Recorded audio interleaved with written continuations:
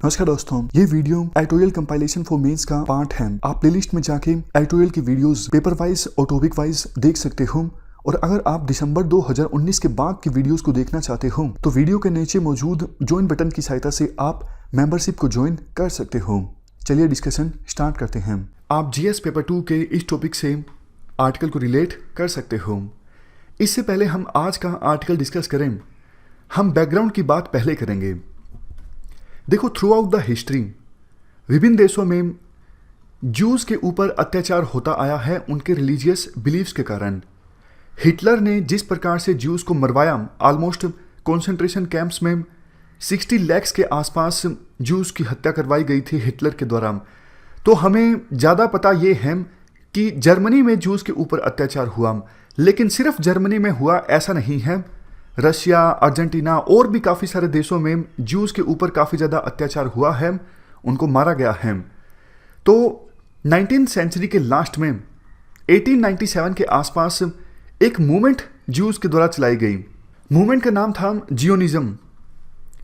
Zionism देखो एक political movement थी, चूँकि काफ़ी सारे देशों में जूस के ऊपर अत्याचार हो रहा था, तो उन्हें यह लगता था कि जूस का एक अपना देश होना चाहिए, एक अपना होमलैंड होना चाहिए जहां पे जूस रह सकें और उनके ऊपर कोई अत्याचार ना करें। तो इसी ऑब्जेक्टिव को सर्व करने के लिए ये मूवमेंट चलाई गई थी, जियोनिज्म। इस मूवमेंट के अंदर जो इजरायली डायस्पोरा था विभिन्न देशों में, उनसे आह्वान किया गया था कि आप इस पैलेस्टीन रीजन में आइए, यहाँ पर आप ज़मीन खरीदिए और सेटल हो जाइए। अब आपके मन में एक क्वेश्चन ये आया होगा कि यहीं पर सेटल होने की क्यों सोची ज्यूज ने और कहीं पर क्यों नहीं? क्योंकि देखो, इस रीजन की उनके लिए रिलीजियस सिग्निफिकेंस थी। तो जियोनिज्म मूवमेंट के तहत काफ़ी संख्या में ज्यूज यहाँ पे आना स्टार्ट हो गए और सेटल होना स्टार्ट हो गए। लेकिन देखो, प्रॉब्लम ये थी कि यहाँ पर तो ऑलरेडी लोग रहते थे ना। अब कुछ लोग यूँ बोलते हैं कि पैलेस्टीन एक इंडिपेंडेंट कंट्री कभी भी नहीं था, जैसे इंडिया के लिए बोला जाता है। कुछ लोग बोल देते हैं कि इंडिया एक देश अलग से कभी नहीं था, छोटे छोटे प्रिंसली स्टेट्स में इंडिया डिवाइडेड था। उसी प्रकार से पैलेस्टीन के लिए भी बोल दिया जाता है कि अलग से एक इंडिपेंडेंट कंट्री जैसा कुछ भी नहीं था पैलेस्टीन यहाँ पर। तो ज्यूज यहाँ पर सेटल डाउन होना स्टार्ट हो गए। और 1916 में क्या हुआ, फर्स्ट वर्ल्ड वॉर के दौरान एक एग्रीमेंट साइन हुआ, साइकस-पिकोट एग्रीमेंट। इस एग्रीमेंट के तहत ये जो रीजन था ये ब्रिटेन के अंडर आ गया, क्योंकि ब्रिटेन, फ्रांस आपको पता ही है उस समय उनकी कॉलोनीज थी वर्ल्ड के विभिन्न इलाकों में। जैसे इंडिया भी ब्रिटेन की कॉलोनी था, उसी प्रकार से ये रीजन भी ब्रिटेन की एक कॉलोनी था। बाद में क्या हुआ, एक और डिक्लेरेशन हुई, बालफोर डिक्लेरेशन। बालफोर डिक्लेरेशन के अंतर्गत जो ब्रिटेन के फॉरेन सेक्रेटरी थे, उन्होंने इस चीज़ को मान लिया कि यहाँ पर ज्यूज जो हैं अपना होमलैंड इस्टाब्लिश कर सकते हैं, यानी अपना एक अलग से देश इस्टाब्लिश कर सकते हैं।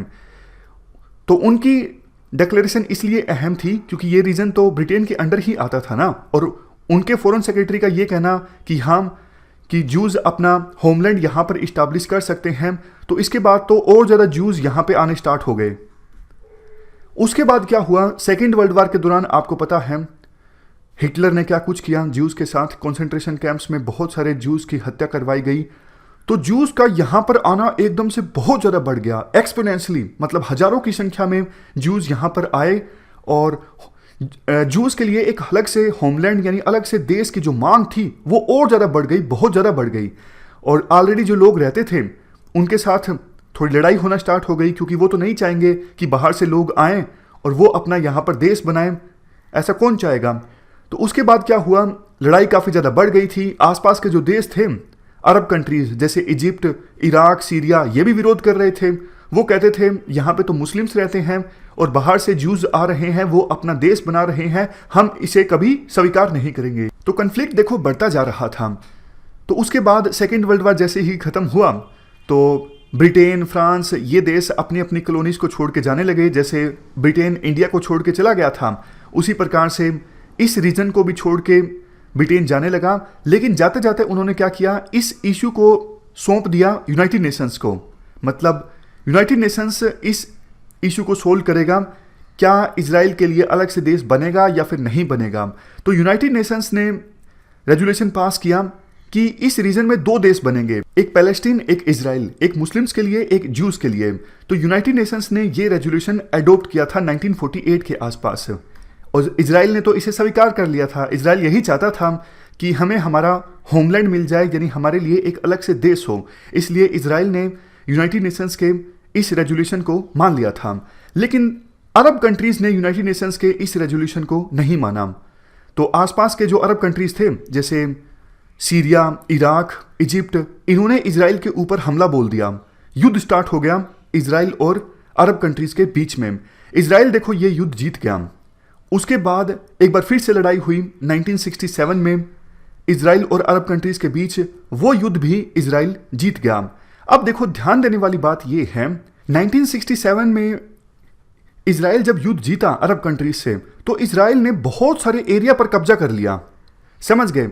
मतलब 1967 में अरब कंट्रीज ने यह सोचा था कि हम ज्यूज को यहां से भगा देंगे, लेकिन उनका दाव उल्टा पड़ गया। ना सिर्फ इजराइल जीता, बल्कि इजराइल ने बहुत सारे एडिशनल टेरिटरीज पर कब्जा कर लिया, जैसे गोलन हाइट्स। ये पहले सीरिया के पास था, इजराइल ने 1967 के वार में ये सीरिया से कैप्चर कर लिया। उसी प्रकार से West Bank and east Jerusalem, ये वेस्ट बैंक है और यहाँ पर जेरूसलम है। वेस्ट बैंक और ईस्ट जेरूसलम को इजराइल ने कैप्चर कर लिया जॉर्डन से 1967 में। सिनाई पेनिनसुला ये इजिप्ट से ले लिया था इजराइल ने 1967 के वार में, लेकिन बाद में 1979 में इजराइल और इजिप्ट के बीच एग्रीमेंट साइन हो गया था, तो सिनाई पेनिनसुला को वापस लौटा दिया गया इजराइल के द्वारा इजिप्ट को। गाजा स्ट्रिप, इस पर भी इजराइल ने कब्जा कर लिया था, लेकिन 2005 में इजराइल अपनी सेना यहां से वापस लेके चला गया, और अब ये जो गाजा स्ट्रिप है, गाजा पट्टी है, ये पैलेस्टीनियन के पास है। कुल मिलाकर कहने की बात ये है, 1967 से पहले बॉर्डर देखो इस प्रकार से हुआ करता था।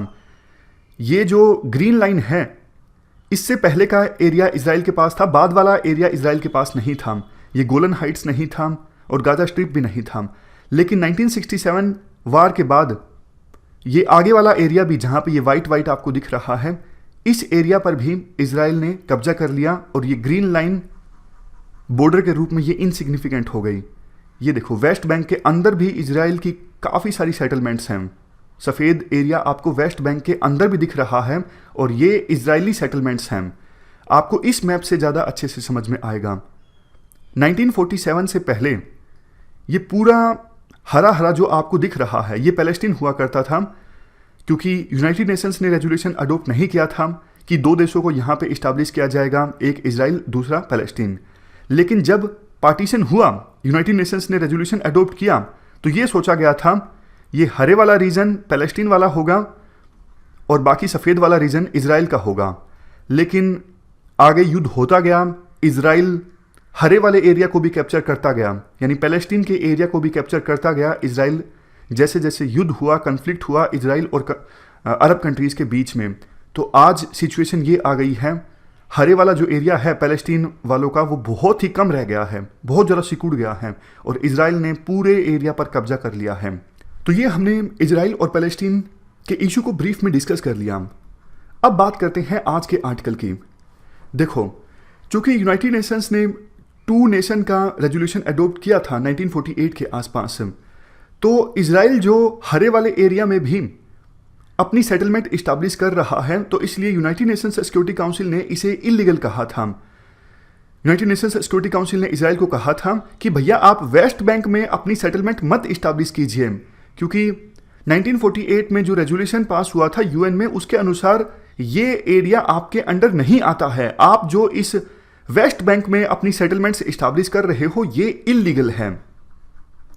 लेकिन देखो, इजराइल ने पूरी तरह से इग्नोर कर दिया यूनाइटेड नेशंस सिक्योरिटी काउंसिल की बातों को, और लंबे समय से यहाँ पर इजराइल के द्वारा अपनी सेटलमेंट्स इस्टेब्लिश की जा रही हैं। कहने का मतलब ये है, लोगों को सेटल कर रहा है इजराइल इस एरिया में भी।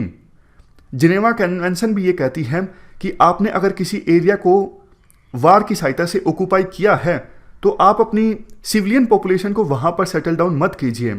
लेकिन जिनेवा कन्वेंशन समेत इंटरनेशनल ओपिनियन को डिसरिस्पेक्ट करता आया है इजराइल, मतलब नहीं मानता आया है। तो अब क्या हुआ है? अब देखो, ये हुआ है कि यूनाइटेड स्टेट्स ने एक अहम स्टेटमेंट दी है। यूएसए ने ये बोला है कि वेस्ट बैंक में जो इजराइल की ये जो सेटलमेंट्स है ना, उसको यूएसए इलीगल नहीं मानता है। क्योंकि देखो, यूएसए अभी भी वर्ल्ड में सबसे बड़ी पावर है और यूएसए के द्वारा ये बोलना कि वेस्ट बैंक में इजराइल की जो सेटलमेंट्स हैं वो इलीगल नहीं हैं, तो एक प्रकार से रिवॉर्ड देने के बराबर है इजराइल को यूएसए के द्वारा।